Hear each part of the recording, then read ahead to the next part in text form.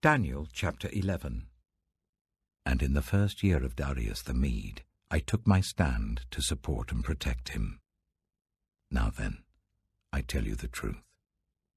3 more kings will arise in Persia, and then a 4th, who will be far richer than all the others. When he has gained power by his wealth, he will stir up everyone against the kingdom of Greece.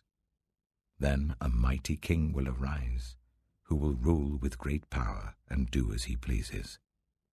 After he has risen, his empire will be broken up and parcelled out towards the 4 winds of heaven. It will not go to his descendants, nor will it have the power he exercised, because his empire will be uprooted and given to others. The king of the south will become strong, but one of his commanders will become even stronger than he, and will rule his own kingdom with great power. After some years, they will become allies. The daughter of the king of the south will go to the king of the north to make an alliance, but she will not retain her power, and he and his power will not last. In those days she will be betrayed, together with her royal escort and her father, and the one who supported her. Someone from within her family will arise to take her place. He will attack the forces of the king of the north and enter his fortress. He will fight against them and be victorious.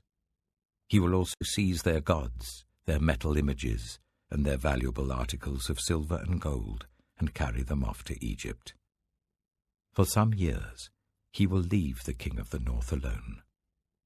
Then the king of the north will invade the realm of the king of the south, but will retreat to his own country. His sons will prepare for war and assemble a great army, which will sweep on like an irresistible flood and carry the battle as far as his fortress. Then the king of the south will march out in a rage and fight against the king of the north, who will raise a large army, but it will be defeated. When the army is carried off, the king of the south will be filled with pride and will slaughter many thousands. Yet he will not remain triumphant. For the king of the north will muster another army, larger than the first, and after several years he will advance with a huge army, fully equipped. In those times, many will rise against the king of the south. Those who are violent among your own people will rebel in fulfillment of the vision, but without success. Then the king of the north will come and build up siege ramps and will capture a fortified city. The forces of the south will be powerless to resist. Even their best troops will not have the strength to stand. The invader will do as he pleases. No one will be able to stand against him. He will establish himself in the beautiful land, and will have the power to destroy it. He will determine to come with the might of his entire kingdom, and will make an alliance with the king of the south. And he will give him a daughter in marriage, in order to overthrow the kingdom. But his plans will not succeed or help him. Then he will turn his attention to the coastlands, and will take many of them, but a commander will put an end to his insolence, and will turn his insolence back on him. After this, he will turn back towards the fortresses of his own country, but will stumble and fall, to be seen no more. His successor will send out a tax collector to maintain the royal splendor. In a few years, however, he will be destroyed, yet not in anger or in battle. He will be succeeded by a contemptible person who has not been given the honor of royalty. He will invade the kingdom when its people feel secure, and he will seize it through intrigue. Then an overwhelming army will be swept away before him. Both it and a prince of the covenant will be destroyed. After coming to an agreement with him, he will act deceitfully, and with only a few people he will rise to power.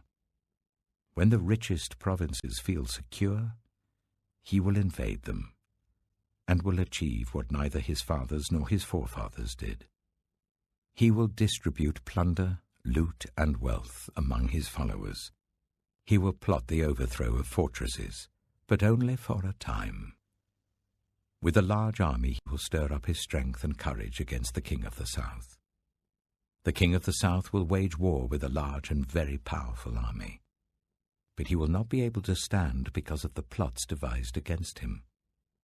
Those who eat from the king's provisions will try to destroy him. His army will be swept away, and many will fall in battle.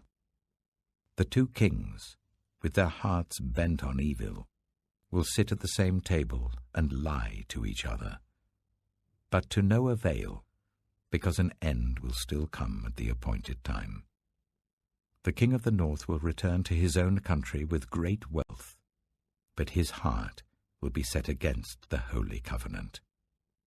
He will take action against it, and then return to his own country. At the appointed time, he will invade the south again, but this time the outcome will be different from what it was before. Ships of the western coastlands will oppose him, and he will lose heart. Then he will turn back and vent his fury against the Holy Covenant. He will return and show favor to those who forsake the Holy Covenant. His armed forces will rise up to desecrate the temple fortress and will abolish the daily sacrifice.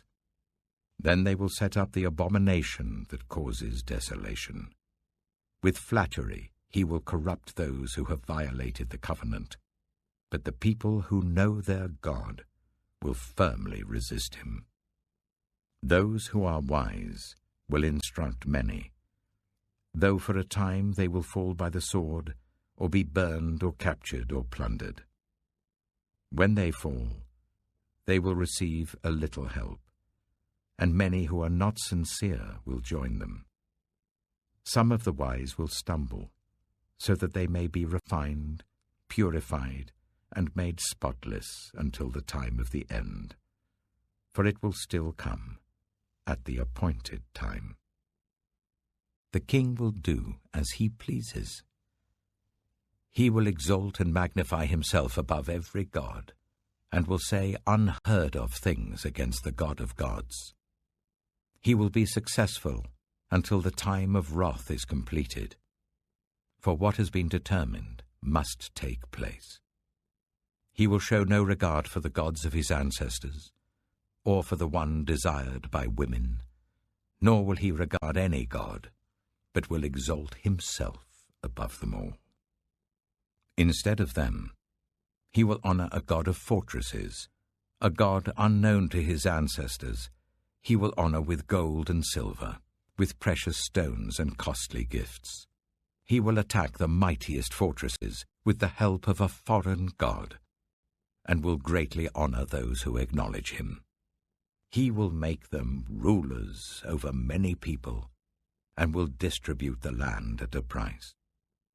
At the time of the end, the king of the south will engage him in battle, and the king of the north will storm out against him with chariots and cavalry and a great fleet of ships. He will invade many countries and sweep through them like a flood. He will also invade the beautiful land. Many countries will fall, but Edom, Moab, and the leaders of Ammon will be delivered from his hand. He will extend his power over many countries. Egypt will not escape. He will gain control of the treasures of gold and silver and all the riches of Egypt, with the Libyans and Cushites in submission. But reports from the east and the north will alarm him, and he will set out in a great rage to destroy and annihilate many. He will pitch his royal tents between the seas at the beautiful holy mountain. Yet he will come to his end, and no one will help him. Daniel chapter 12. At that time, Michael, the great prince who protects your people, will arise. There will be a time of distress, such as has not happened from the beginning of nations until then. But at that time your people, everyone whose name is found written in the book, will be delivered. Multitudes who sleep in the dust of the earth will awake, some to everlasting life, others to shame and everlasting contempt. Those who are wise will shine like the brightness of the heavens, and those who lead many to righteousness like the stars forever and ever. But you, Daniel, roll up and seal the words of the scroll until the time of the end. Many will go here and there to increase knowledge. Then I, Daniel, looked, and there before me stood two others, one on this bank of the river, and one on the opposite bank. One of them said to the man clothed in linen, who was above the waters of the river, "How long will it be before these astonishing things are fulfilled?" The man clothed in linen, who was above the waters of the river, lifted his right hand and his left hand towards heaven. And I heard him swear by him who lives forever, saying, "It will be for a time, times and half a time, when the power of the holy people has been finally broken. All these things will be completed." I heard, but I did not understand. So I asked, "My Lord, what will the outcome of all this be?"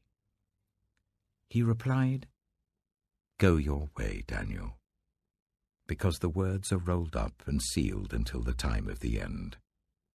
Many will be purified, made spotless and refined, but the wicked will continue to be wicked. None of the wicked will understand, but those who are wise will understand.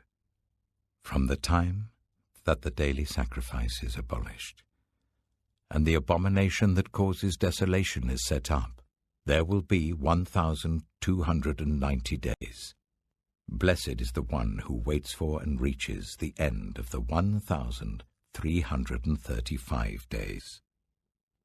As for you, go your way till the end. You will rest, and then at the end of the days you will rise to receive your allotted inheritance.